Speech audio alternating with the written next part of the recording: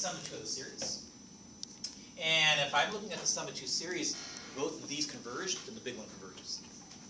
So I think because these two terms, these two fractions, look so different from each other, maybe I should separate them out and deal with them separately.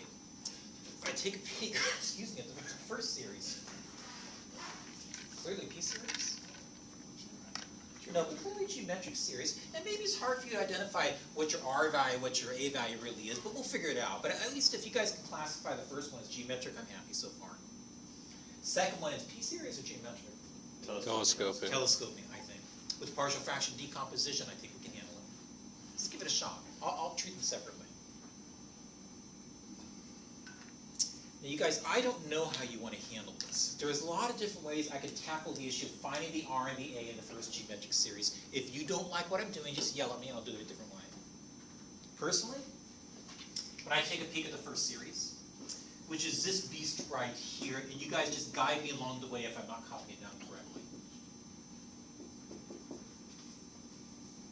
I think I can algebraically massage what is in the summation's position by making sure I raise things to a nice clean power like n or n minus 1, whatever you like. How about just n? If I rewrite everything to the power of n, do you guys agree?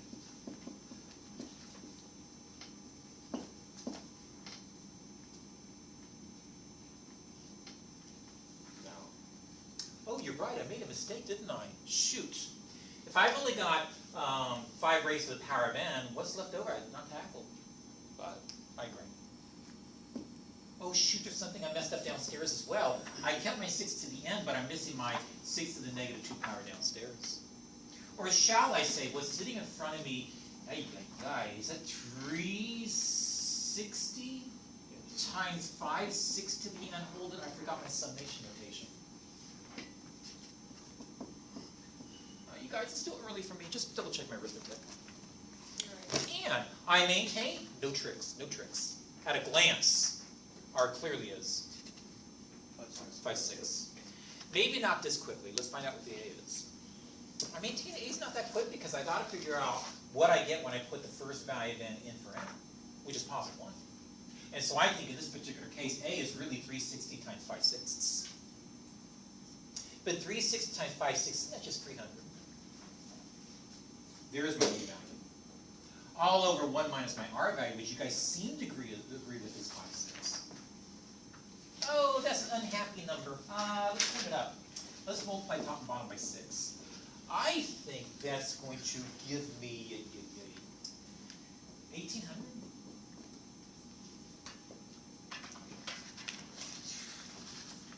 One yes, 2 yeses. Yes. Okay, good, thank you. Oh, I messed up. There's one other series I got to take care of. I got to deal with the sum. As n ranges from here on up, the 1 over, is it n times n plus 4? So to evaluate the sum, you guys ready for me to crank it out? Crank it out. No. No, I'm not either. I think the answer to the question is more complex than that. To evaluate this infinite series, I suppose I can come up with a number, but I think that number is going to be the same number that the nth term of the sequence, not series, the sequence of partial sums goes to as n increases up n. So how about if you and I just come in and we'll list the nth term of the sequence of partial sums? Would you guys agree with this?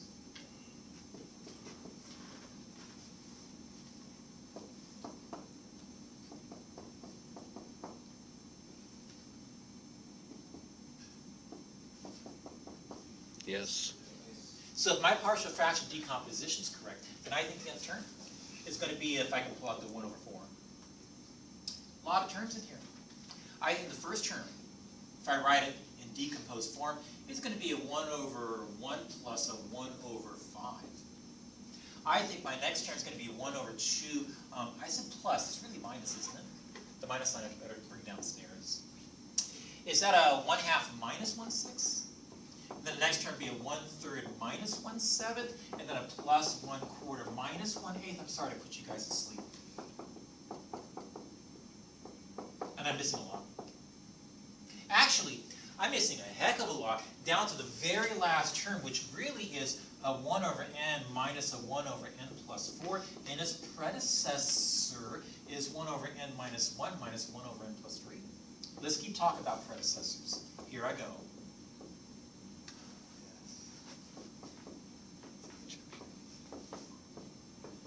Yeah.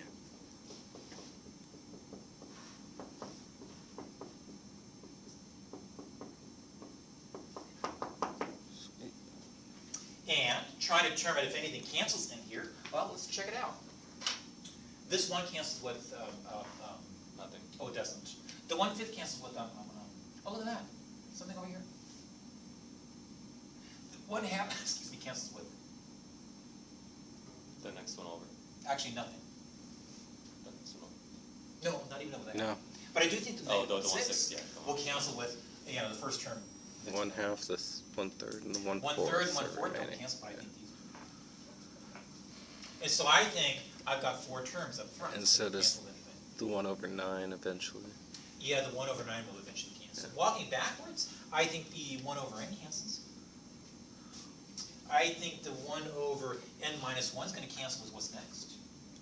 Same with the 1 over n minus 2, 1 over n minus 3, all those are going to cancel. I think the only things that don't cancel are the 1, 2, 3, 4 terms here.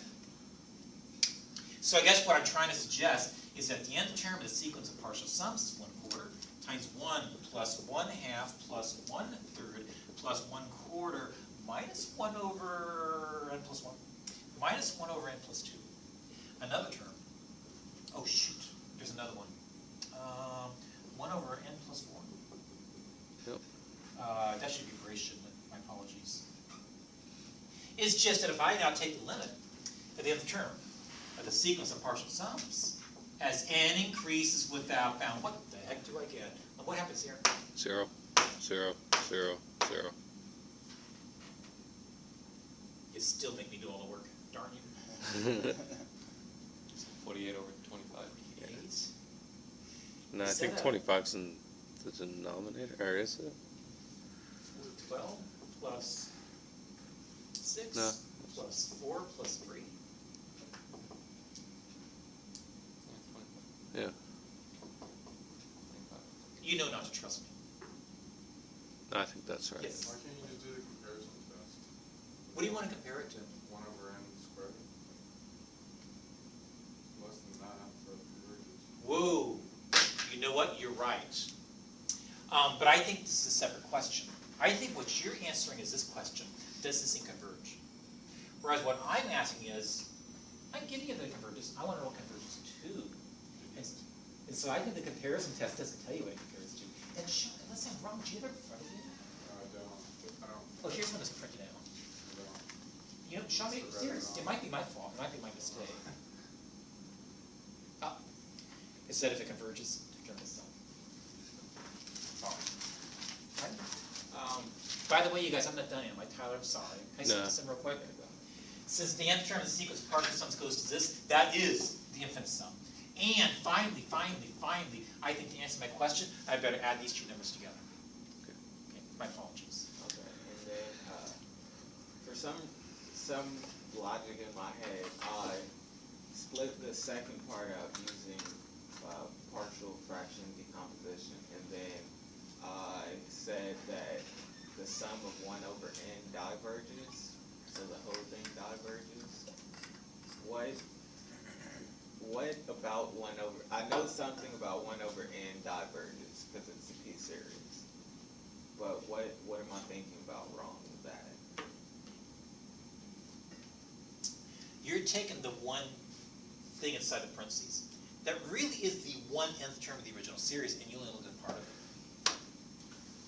When in reality, when I look at the nth term of the series, I think it looks more like a 1 over n squared, like Sean suggested, as opposed to 1 over n. Because you split this up into two fractions via partial fraction decomposition, you can only look at one of the fractions. But can't you like split it up into two sums? Well, that's sort of One like me asking you this. I want you to perform this arithmetic, but don't use any numbers above 1,000. And you said, well, I want to think of 2 as 100,000 and 2 minus 100,000. Plus 3, which could be interpreted as 100,000 or 100,003. minus 100,000. There's nothing wrong with that. I just told you not to use any numbers above 1,000 to do the arithmetic. You just kind of went beyond that. So it's sort of like you're saying, oh, let me take my nth term, split it into two things, and just look at this individually as the nth term of another series. But that's not my nth term. My nth term was a combination of these two by addition. So can the combination of something that converges and something that diverges, can the combination converge? Yeah. Can I give you a better example? This is too complex. This is too sophisticated. Let's be lazy.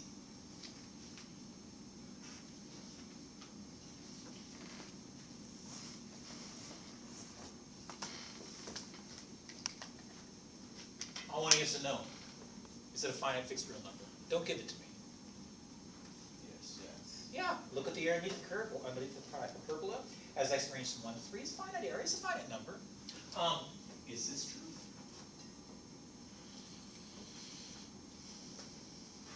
I'm sorry, a mistake. My mistake.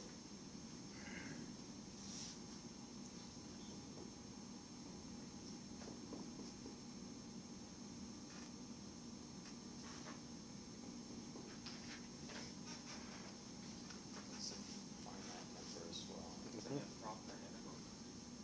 Two improper integrals. Well, I'm just asking a simple question. Is that true? Yes. Yeah, it's a finite number. 2 yeses. Yes. 3 This is yeses. basically the same thing, is it not? That's what Yeah. I'm asking you. Yeah. Yeah. I think the answer is no. Huh.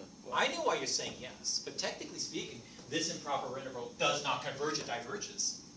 And so what can you say about the sum of two integrals that diverge? They Is one of which diverges? It diverges, period.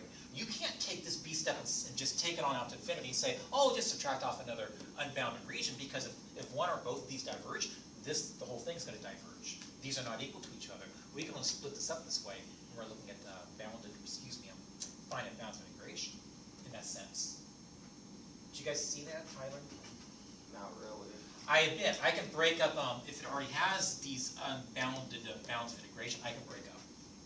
But I think I'm in trouble in this example because this diverges. I definitely don't want to say, oh, this finite area is the sum of these two improper integrals when one of them diverges. Actually, they both do. And you're doing the same thing. I think you're taking a series which I know converges, and you're saying, well, break it up into sum of two other series that diverge. I can't, because if one diverges, the whole thing's going to diverge. Therefore, they would not be equal to each other in terms of determining whether or not this converges. Maybe equality is the way I have it, but I wouldn't separate it into two sums. Well, how would you, without doing all that, the way he said it, you wouldn't know that one would diverge and one would converge, because what you're doing is you're looking for the one that does something, and by doing that, what he did, you diverge there, but there's no way you would know to converge there. Well, that's true, but Sean already identified how you determine whether or not this converges or diverges. Okay. Just a comparison, that's what I mean. Anybody else? So, Yes. I was just a little unclear on the first problem on that quiz, how you wanted the answer written. Because I wrote it like the way it made sense to me, but I'm not entirely sure. Oh, on quiz 15. Yeah, exactly how you wanted that written. Because I said it. I give up on it. I thought I wrote such a good question Friday in my office. Yeah. Thursday. And I looked at it again when someone showed it to me, and it's a lousy question because it's so straightforward and easy. Oh. So I was very disappointed. But I don't know. Could you check the way I wrote it and just see if that's what you wanted? Because if I were to answer the question like that I didn't think it was very hard, but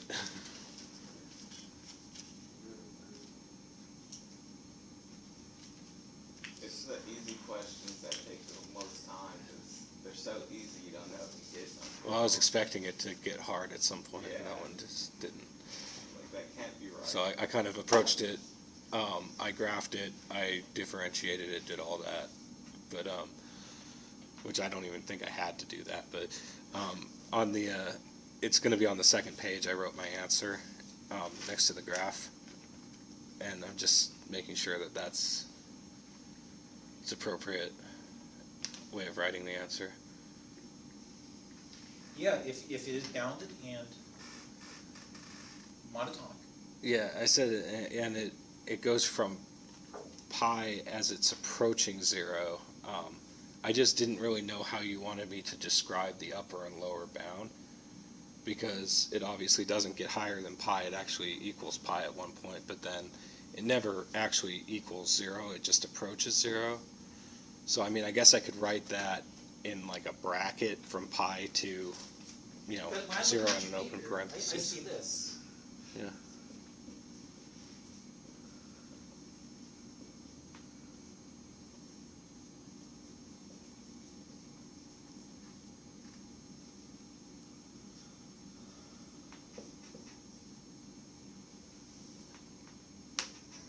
Yeah. Well, number one, you meant this. Oh, did I really? Oh Oh, man. is it square? Yeah, I No, thought. No, it's cubed. That's right. The derivative is definitely cubed. Yeah, after he cleaned up a little bit, to be honest. I'm skipping quite a few steps. And what is this? Oh, sorry, I missed something. I just plugged in a value greater than 1 because there's no. Well, because You it can't can't solve it. equal 0, right? So, What's that? but it can't equal 0, but 0 is not in our bound for the sequence. Oh, So so 1 and 2 are critical numbers, got it. I just used 2 as my critical number, Yeah. and Do you that's. see it? See what? That 1 and 2 are critical numbers. No. Yeah, I don't either. I don't know. Because I couldn't find another critical number for Oh, that. sure, there's a piece of cake. Here's one. Here's another one. Yeah, but 0 isn't in the bound, but I know, but and for- negative ln of I understand that, but isn't if you in want the to be bound. clear to the reader, say, well, this. But at least I can see to the right of that critical number, everything clearly is negative, and therefore I'm decreasing over 1 on up as well. When I saw your graph and look at the 1 and the 2, I'm thinking, what are the 1 and 2's doing there? Yeah, I just said it was unclear. the only reason I didn't put those in was because, like, I saw them there, obviously, but since they're not in the bound of the The sequence, restricted domain, you mean? or the restricted domain of the sequence, I figured they're irrelevant. But I think this picture says so much to the reader. I think this picture says, I understand 0 is a critical number.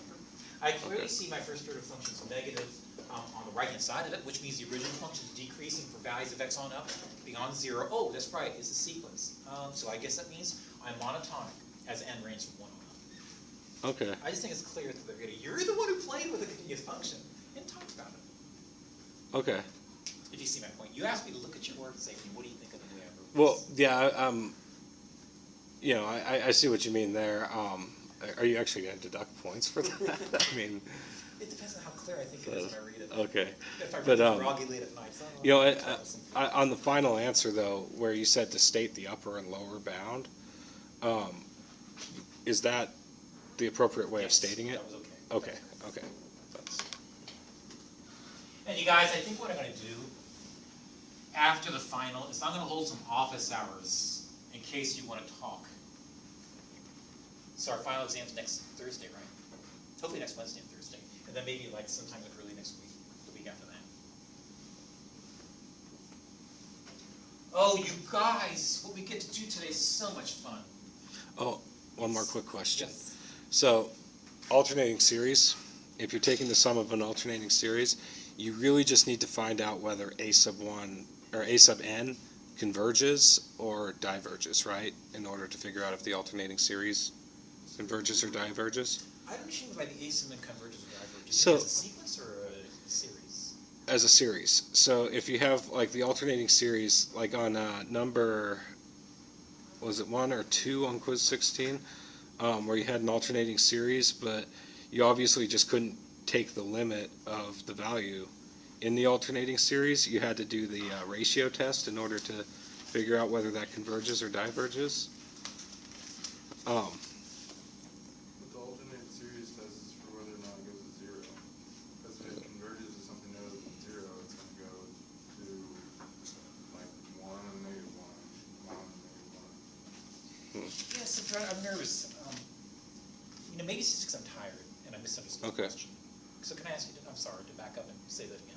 The rest of Well, I'm just a little unclear on the alternating series test, because in the video I watched, it seemed like you were saying that if a sub n, which would be n factorial over n plus 1 to the n minus 1, converged, then Well, I think number one, the series converges? we have to show that the limit has then increased that bound of the a sub n, which in this case doesn't involve a sign change. We have to show it's equal to 0. So maybe you could say in English, the sequence of your a sub n converges to 0. Well, how do you know that? You gotta evaluate the limit. How? How do you evaluate a factorial? I mean, we never took that at all, evaluating I'm sorry, factorials with limits. Bradley, you know what? I agree with you. I do think this is very difficult. So I guess I would have given up. The only way I could have approached that is taking the ratio test, right? 'Cause- Thank you. That's what I'd use next. Matter of fact, whenever I see n factorials, I think of immediately as a ratio test. Because you're Yeah. right. Look, using the alternating series test, I think is too difficult to evaluate this one. So let's So- just give up and use a completely different test. So using the ratio test, you get 1 over e, which means it converges. Okay. And so if that converges, does that mean that the series converges as well? I hate to hear you use the words "if that converges." What you really meant is this: If we a- evaluate the limit of the absolute value ratio of the n plus first term to its predecessor, and if that ended up being 1 over e, this isn't my sequence Yeah. or my series.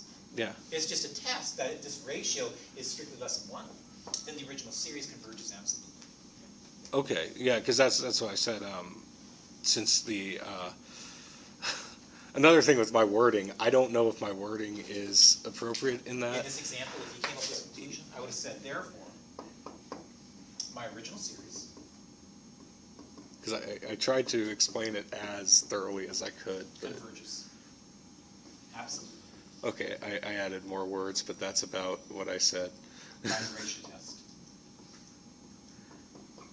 I think I said by the ratio, or therefore, since by the ratio test, that, which I actually wrote out, Was converges. less than 1. Yeah, it was less than 1, and greater than 0. Do you want us to put the greater than 0 in there as well? Because that's part of Completely it. unnecessary because I think the absolute value of this thing is necessarily Okay. going to be greater than or equal to 0. Yeah. And then by the alternating series test, it converges as well. But you never used an alternating series test. You never took the limit of that term. In all this work over here, I never saw you take the limit of a Okay. sub n. And so Okay. I could not possibly use the phrase alternating series test anywhere in that work. Okay. See, that's what I Because was a you didn't little use the confused alternating about. series. Because, yeah, I actually never, like, in the book or really in any of the videos that I was able to find online, was able to see an alternating series done like that. That was something that is just kind of new to me, so I was kind of like wondering how to tackle that. But yeah, You did, I think, tackle everything you needed to with the ratio test. okay. So am I going to get Just deductive did- points for putting the You know, that might cost something because you didn't really use the alternating series test. Okay. When you went over it with me, I was using the alternating series test, and you just made me write out the terms and find a limit that way. If that works, that's great. If that works. But again, when it comes to factorials, I think your best bet is to use a ratio test. You get the limit of the ratio, and if it's less than 0, Yes. it still converges? No, it means your universe fell apart. Because it's an absolute value of a ratio, it'll never happen. Oh, okay, it's not. It will never happen. So anytime we have an alternating series, that you can't just, take the limit of and see if it equals 0, then we have to resort to a different test. But when we resort to a different test, the answer that we get for, the a sub n in that test, ends up, if it converges or diverges, then it converges or diverges as well. Yes. Yeah, Okay. but I think, again, use a different test. Yeah. But just Okay. because Yeah, I alternating just series didn't doesn't mean realize it has that. to